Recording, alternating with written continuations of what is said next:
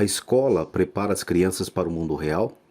Estude com afinco, tire boas notas e você encontrará um bom emprego com um salário alto, costumavam falar meus pais.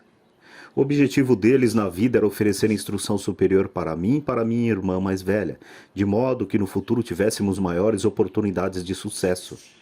Quando finalmente me formei em 1976 com destaque, pois fui um dos primeiros lugares da turma no curso de contabilidade da Florida State University, meus pais finalmente atingiram seu objetivo, de acordo com o plano diretor. Fui contratada por um dos 8 grandes escritórios de contabilidade e imaginava à minha frente uma longa carreira e uma aposentadoria enquanto ainda fosse jovem. Meu marido Michael seguiu um percurso semelhante. Ambos viemos de famílias trabalhadoras, de recursos modestos, mas com uma forte ética em relação ao trabalho. Michael também se formou com louvor, e ele fez 2 vezes, primeiro em engenharia e depois em direito. Rapidamente foi contratado por um prestigioso escritório de advocacia em Washington, D.C., especializado em patentes. Seu futuro parecia brilhante, com uma trajetória profissional bem definida e uma aposentadoria precoce garantida. Embora nossas carreiras tenham sido bem-sucedidas, elas não foram exatamente o que esperávamos. Ambos mudamos de emprego várias vezes, pelas razões certas. Contudo, não há planos de pensão garantidos. Nossos fundos de aposentadoria só aumentam em função de nossas contribuições individuais. Michael e eu somos muito felizes no casamento e temos 3 filhos maravilhosos.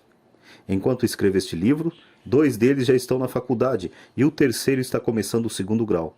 Gastamos uma fortuna para assegurar-nos de que nossos filhos estão recebendo a melhor formação possível. Um dia, em 1996, um de meus filhos chegou em casa decepcionado com a escola. Estava aborrecido e cansado de estudar. Por que tenho que perder tempo estudando coisas que nunca aplicarei na vida real? Protestou. Sem pensar, respondi. Porque se você não tiver boas notas, você não vai entrar na faculdade. Mesmo que não entre na faculdade, replicou, vou ficar rico. Se você não se formar, não vai conseguir um bom emprego, respondi com uma ponta de pânico e preocupação maternal. E se você não tiver um bom emprego, como é que você pode ficar rico? Meu filho deu um sorrisinho forçado e balançou a cabeça. Já tínhamos levado este papo várias vezes. Ele abaixou a cabeça e desviou o olhar. Minhas palavras cheias de sabedoria materna caíam novamente em ouvidos surdos. Embora esperto e determinado, ele sempre se mostrou um garoto bom e bem educado, além de respeitador. Mãe, começou. Era minha vez de ouvir um sermão. Caia na real. Olha o que está acontecendo. As pessoas mais ricas não ficaram ricas por causa do estudo. Veja Michael Jordan e a Madonna. Até Bill Gates largou Harvard para fundar a Microsoft e ainda tem pouco mais de 30 anos. Há um arremessador de beisebol que ganha mais de 4 milhões de dólares, embora digam que é desafiado mentalmente. Terminologia politicamente correta para o que se costuma chamar de débil mental, ou desafiado mentalmente. Seguiu-se um prolongado silêncio. Percebi que estava dando a meu filho os mesmos conselhos que meus pais tinham me dado. O mundo havia mudado, mas os conselhos continuavam os mesmos. Boa formação e notas altas não são mais suficientes para garantir o sucesso e ninguém parece ter se dado conta, a não ser nossos filhos. Mãe, continuou ele, não quero trabalhar tanto como você e o papai. Vocês ganham muito dinheiro, moramos numa casa grande e temos muitos brinquedos. Se seguir seu conselho, vou acabar como vocês, trabalhando demais só para pagar mais impostos e me endividar. Não há mais segurança no emprego. Já sei tudo a respeito de Dowsing e de Heitzing. Também sei que o pessoal que se forma na universidade não está ganhando tanto quanto antigamente. Sei que não posso depender da Seguridade Social ou dos fundos de pensão da empresa para aposentar-me. Preciso de novas respostas.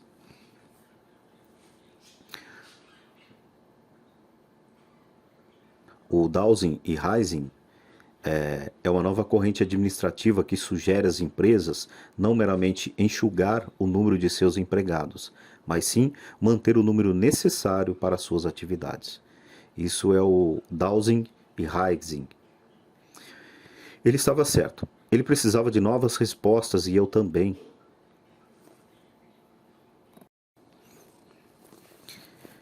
Eu sabia que tinha que procurar novas formas de orientar a educação de meus filhos.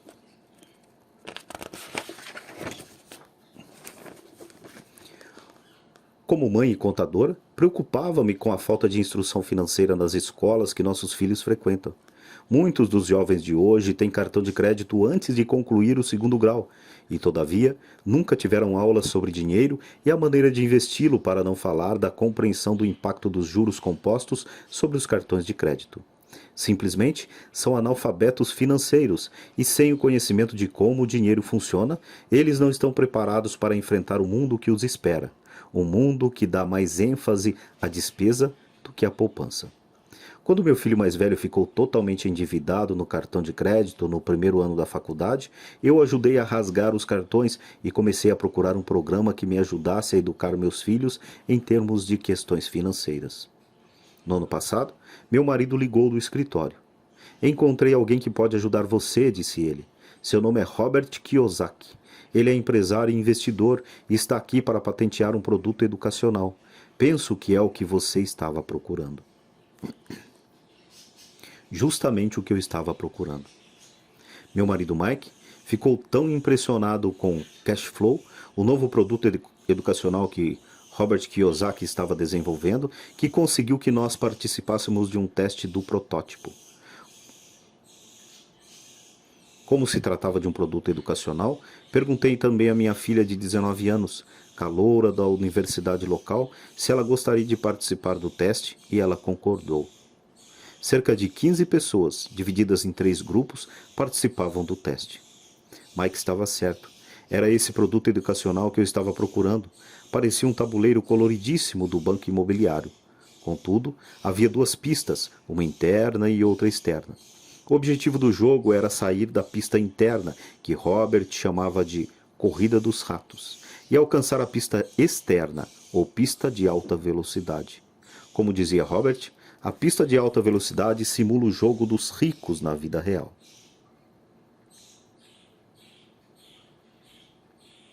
Então, Robert descreveu para nós a Corrida dos Ratos.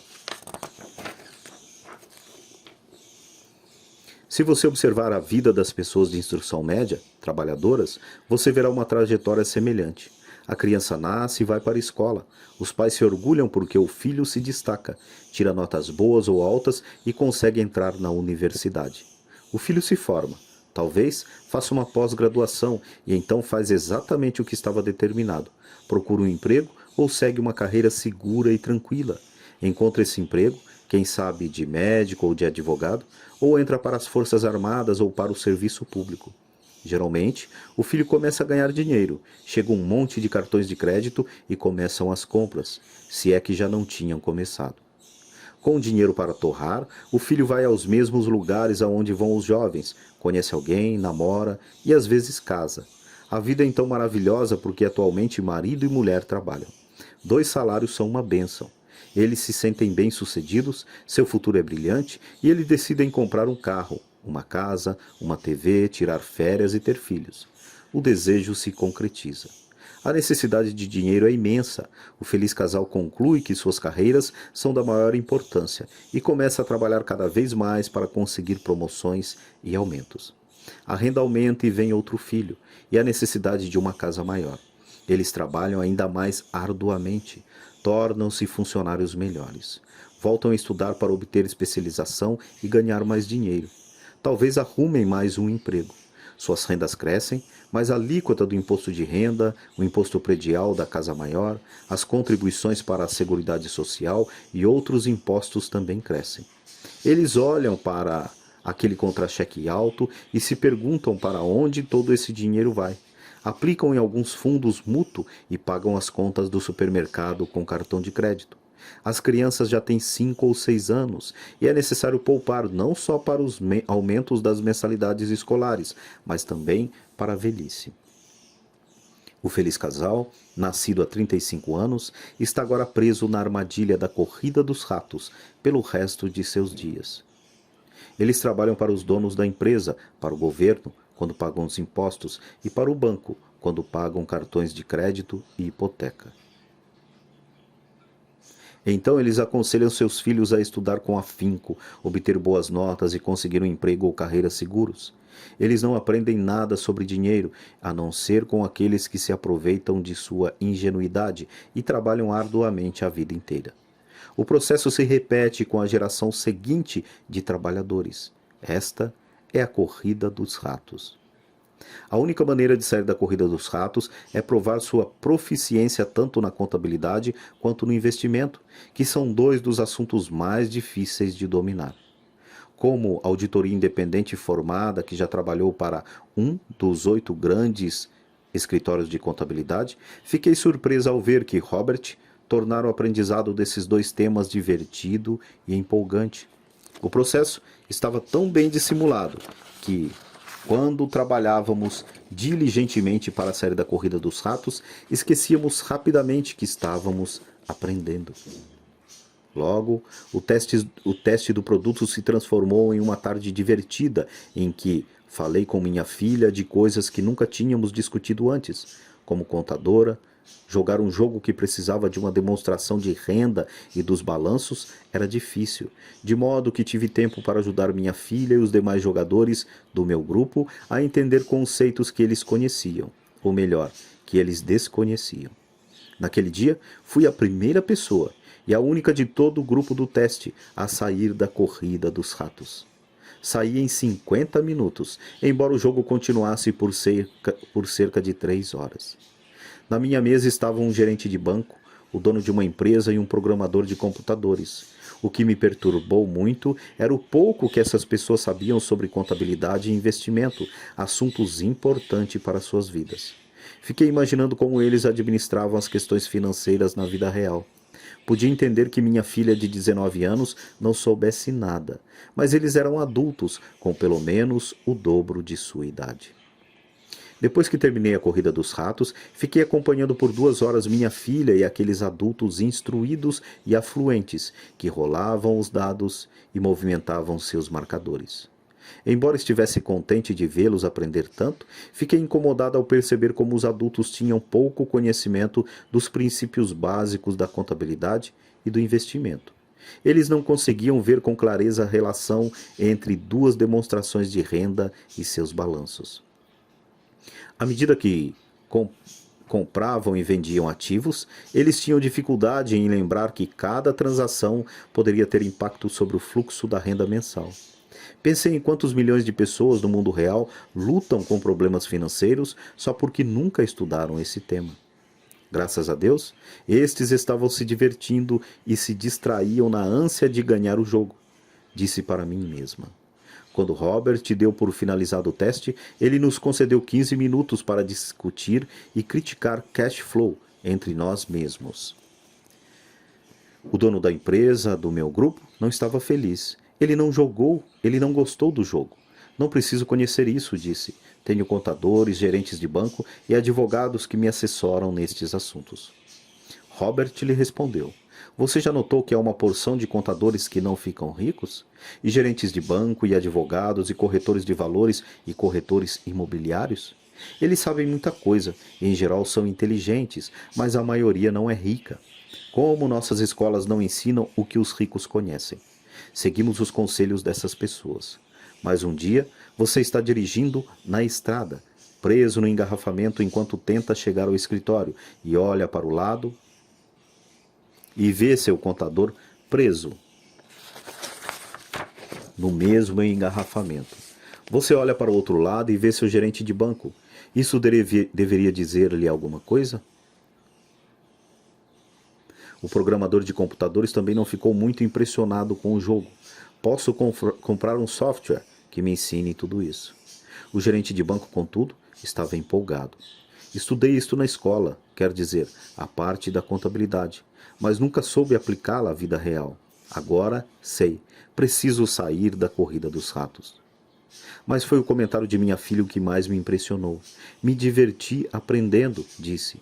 Aprendi um monte de coisas sobre como o dinheiro funciona e como investi-lo. Então acrescentou, agora posso escolher uma profissão pelo que quero fazer e não para ter um emprego seguro ou mordomias ou pelo salário. Se eu aprender o que este jogo ensina, ficarei livre para fazer e estudar o que meu coração pede, e não porque as empresas estão atrás de determinadas habilidades profissionais. Se aprender isso, não vou ter que me preocupar com segurança no emprego e seguridade social, como a maioria da minha turma.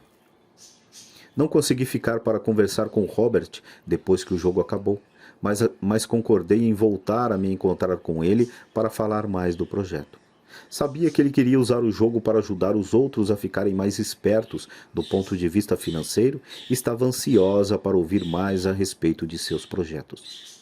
Meu marido e eu marcamos para jantar com Robert e sua esposa para dali a alguns dias. Embora fosse nosso primeiro encontro social, parecia que nos conhecíamos há anos. Descobrimos que tínhamos muito em comum.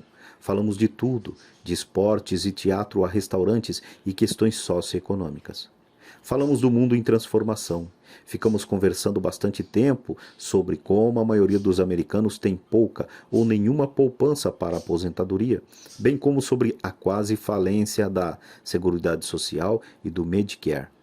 Meus filhos teriam que financiar a aposentadoria dos 75 milhões de baby boomers, ficando imaginando se as pessoas percebem como é arriscado depender de planos de pensão.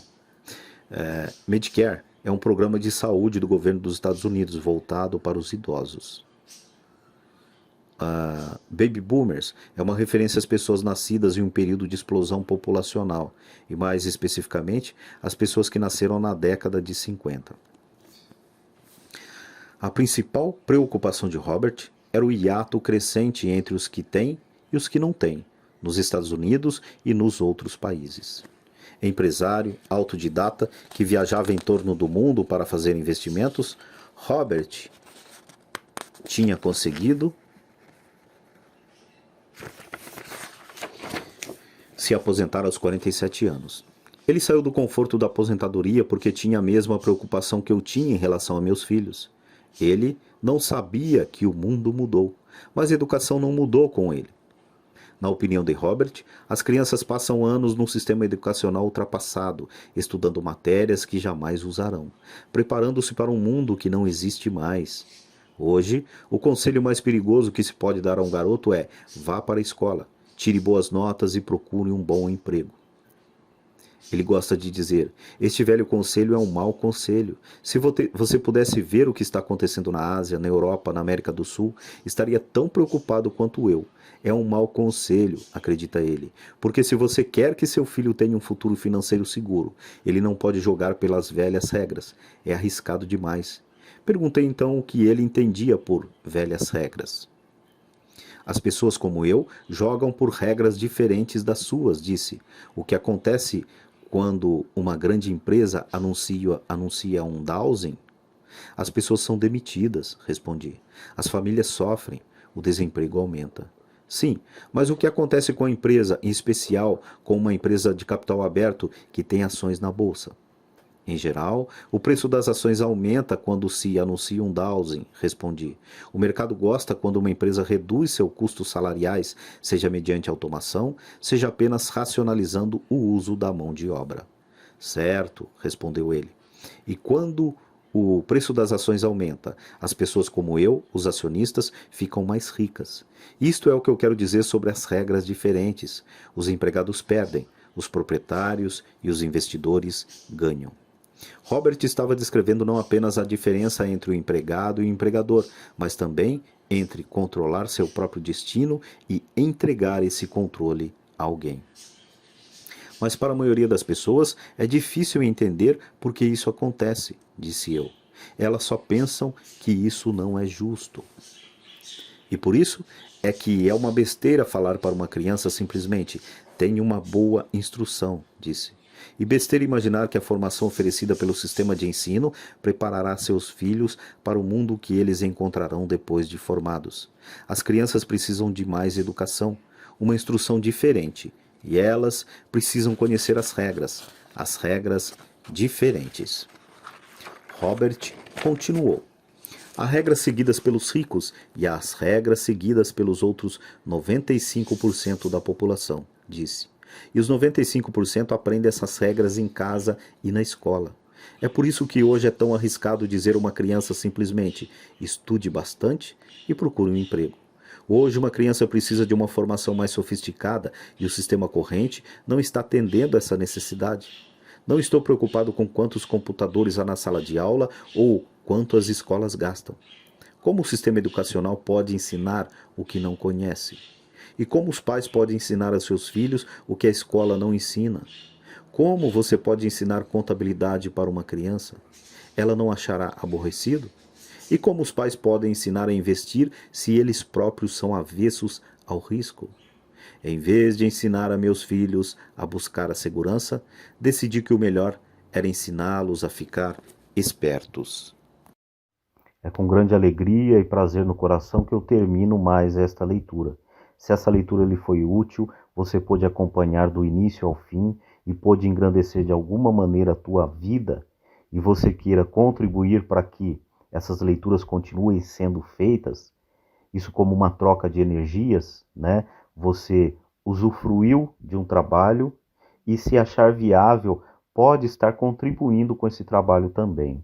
Então, se você quiser contribuir com esse trabalho, abaixo aí na descrição você tem aí os dados para que você possa contribuir também e fazer a troca de energias, pois é dando que se recebe. Eu dei o meu trabalho a vocês através desse áudio e, caso seja da tua vontade, eu poderei receber alguma coisa em contrapartida de quem está ouvindo.